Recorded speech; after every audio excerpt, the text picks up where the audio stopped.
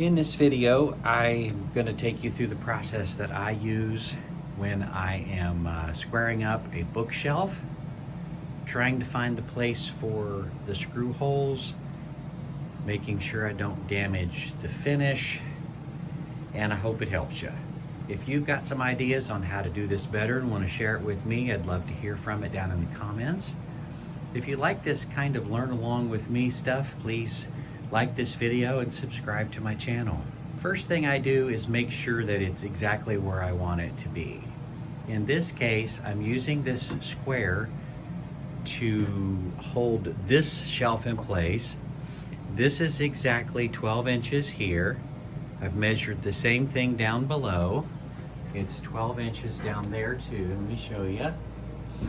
See, I've got another brace down there, and I'm literally using a ruler to get my 12 inches down there and put my brace in place, get my 12 inches up here, put my brace in place. One of the strange things you might have never seen in a wood shop is a edge lip, Olipfa edge ruler. It's actually a quilting tool. So I use it because I can hang it. Look at that. See that? It hangs right there. I've determined that I'm going to come down 3 inches, come up 3 inches, and that it has to be halfway through here, which is 3/8. I line this up right here so that I am at 3/8 of an inch. Now I'm dead center on the shelf. I hang a straight line, so whenever I mark how far down I'm supposed to be, I know I'm going to be in line with the shelf. So I come down 1, 2, 3, place my screw tip here, then I use a mallet like this and just tap it, and then I run it backwards.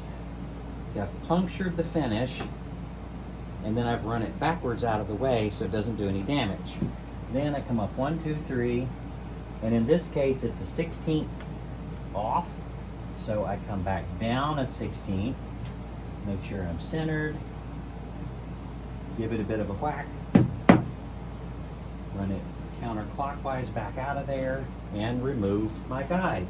I get a teeny tiny drill bit and some blue tape. The blue tape is to protect the finish and keep me from tearing it out. Okay, so I line my drill bit up with the hole, and I puncture it through the hole as I lay the tape down, so make sure I find it. Bit holder, because it's a bit like a rolling pin, and then I roll this flat. It's a squeegee kind of thing. Then I take my countersink like so, and instead of running it forward like so, I'm going to run it backwards, because I want to basically smash a hole, not cut a hole.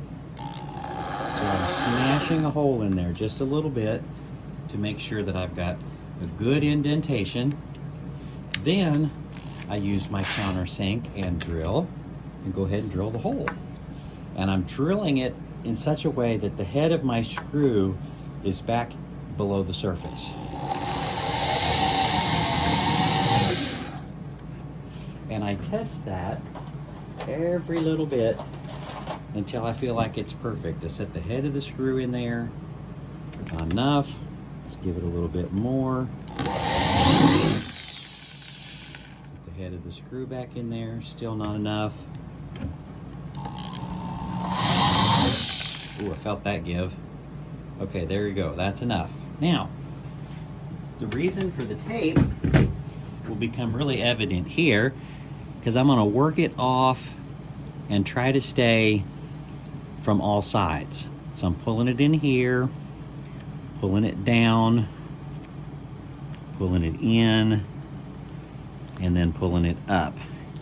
And what that does is it leaves me with a nice, clean hole, and it doesn't tear up the finish, because the finish that's on here is polyurethane, and it will literally peel. Put in this super duper wonderful funky little bit here.